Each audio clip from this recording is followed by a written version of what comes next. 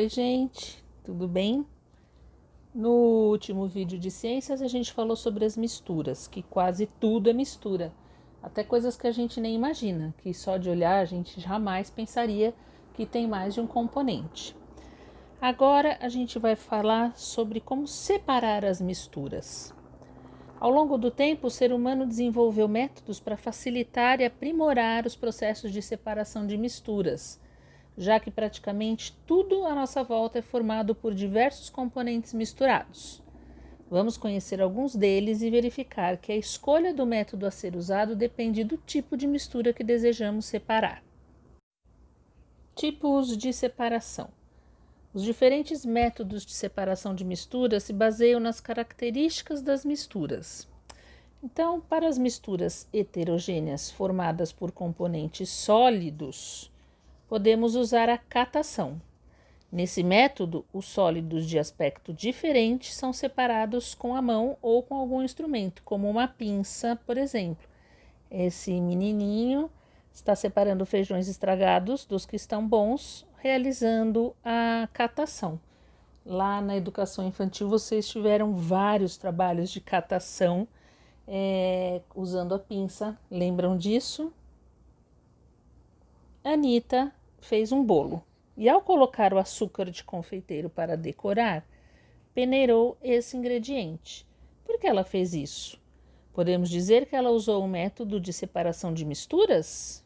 A Anita peneirou, gente, para separar os cristais de açúcar menores. Sim, nós podemos dizer que ela usou um método de separação de misturas, porque se baseia no tamanho dos grãos para separá-los, utilizando uma peneira. Os grãos mais grossinhos ficaram na peneira. Você sabe como o pó de café é separado da água quente quando fazemos café? Imagino que todos vocês já tenham visto alguém fazendo café, não é? Usando um processo chamado filtração. A mistura de água quente com o pó de café é colocada em um filtro de papel ou de pano que segura o pó. O filtro deixa passar apenas a água quente com partículas bem pequenas do café, ou seja, o café pronto para beber. Olha aqui uma foto de um cafezinho sendo passado. Vocês já viram esse filtro? Devem conhecer, né? O processo de filtração também é usado para purificar a água que bebemos. E como separar a água da areia? A areia afunda na água. Se esperarmos tempo suficiente sem mexer na mistura, a maior parte da areia vai para o fundo do recipiente. Podemos então recolher a água separada da areia. Esse processo chama-se decantação. Decantar quer dizer ir ao fundo, baixar. Em algumas misturas de líquidos com solos, pode-se usar a evaporação.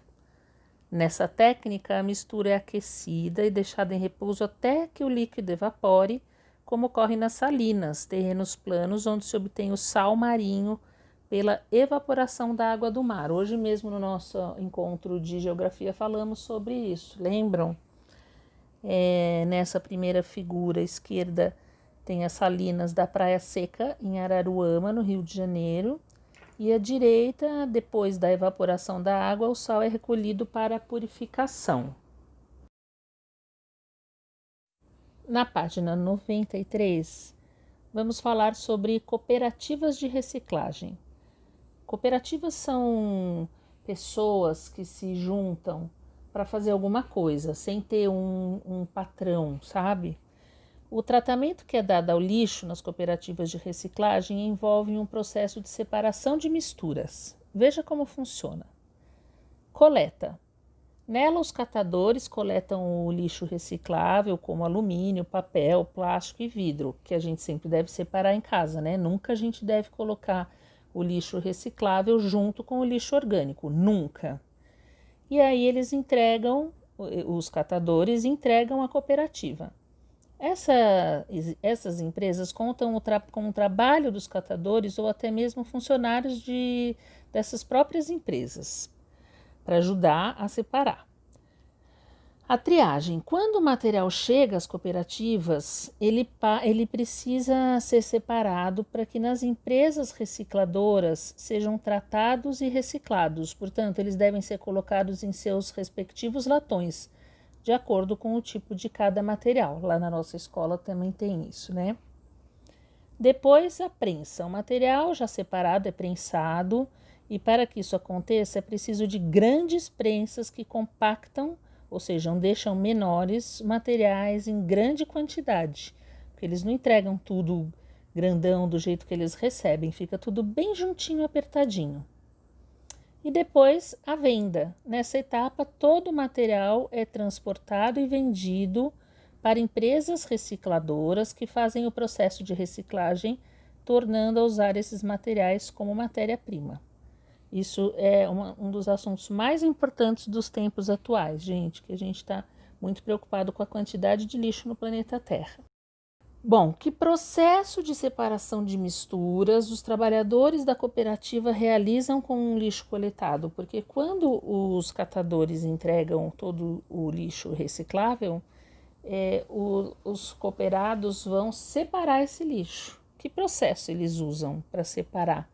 É o mesmo processo que o garotinho ali da foto estava separando o feijão estragado do feijão em bom estado, concordam? Por que cooperativas de reciclagem têm importância social e ambiental? Bom, primeiro, gente, a reciclagem colabora para a preservação ambiental porque diminui o uso de recursos naturais para a fabricação de novas embalagens e evita que muitos materiais que poderiam ser reaproveitados vão parar nos lixões. Além disso, as cooperativas geram empregos, fator de relevância social, porque as pessoas que trabalham nas cooperativas também ganham dinheiro, tá bom? Nas páginas 94, 95 e 96, tem uma sugestão de uma experiência para vocês fazerem. Mais uma experiência que a gente faria na escola se estivéssemos lá. Mas vocês podem fazer em casa, com a ajuda de um adulto, claro. É uma investigação. Que cores tem a cor? Imagine como seria o mundo se tudo fosse preto e branco. As cores tornam o mundo muito mais bonito, não é mesmo? Vermelho, amarelo, verde, azul, laranja, roxo. São muitas as cores que podemos usar para pintar um desenho, por exemplo. Mas você já se perguntou sobre que componentes formam as cores? Vamos investigar isso nessa atividade. Levantando hipóteses, será que a caneta hidrográfica vermelha é feita só com a tinta vermelha ou há outras cores misturadas na tinta? E a caneta azul? E a verde? Bom, gente, eu não vou ficar falando sobre a experiência aqui, porque eu li toda, tá muito bem explicadinha no livro, nas páginas 94, 95, não precisa de material que vocês não tenham em casa. Eu acredito que tudo vocês tenham em casa, então vai ficar mais fácil para vocês fazerem. Tia, é obrigado? Eu vou dizer o seguinte, é gostoso, vai ser uma experiência agradável para vocês. Vai ser gostoso, não é difícil e vocês vão observar algumas coisas diferentes, tá bom? Até a página 96, combinado? Na página 97, agora é com você. No lanche da tarde, Bia gosta de tomar leite com chocolate. Juca prefere salada de frutas. Observe as fotografias e responda as questões. A primeira foto é de uma xícara de leite com chocolate. A segunda de uma tigelinha com salada de frutas. Na pergunta A, fala assim, como você classificaria essas duas misturas? Lembram como a gente classifica as misturas? Misturas homogêneas e heterogêneas. Leite com chocolate, homogêneo ou heterogênea? Salada de frutas, homogênea ou heterogênea? No B, Juca observou algumas sementes de laranja da salada de frutas. Qual é o processo que ele pode usar para separá-las? O que ele pode utilizar para fazer isso? Aí a gente pensa nos processos de separação, de mistura, que a gente viu aqui nas páginas 92 e 93, se é catação, se é a filtração, decantação ou evaporação, para separar as sementes do resto das frutas. E o que material, o que ele pode usar para fazer isso? Na sua opinião, qual dos dois fez a escolha mais saudável, Bia ou Juca? E por quê? Opinião de vocês, tá bom? Agora estamos na página 98. Observe a pintura a seguir. Ela mostra diferentes tarefas executadas na colheita do café. Enquanto as mulheres do fundo fazem a apanha, elas estão pegando os grãos de café, a do centro está separando folhas, essa que tem uma peneira na mão, e pedacinhos de galho dos grãos de café. Essa pintura foi feita chama Colheita de Café, foi feita por Cândido Portinari, um artista brasileiro que pintou essa obra e que produziu muitas obras que têm como tema a agricultura e alguns aspectos sociais no Brasil. Observem bem essa pintura, gente. O que ela mostra? O que a mulher do centro está fazendo com a peneira? Para que ela faz isso? Quem já viu alguém usando uma peneira para separar uma mistura?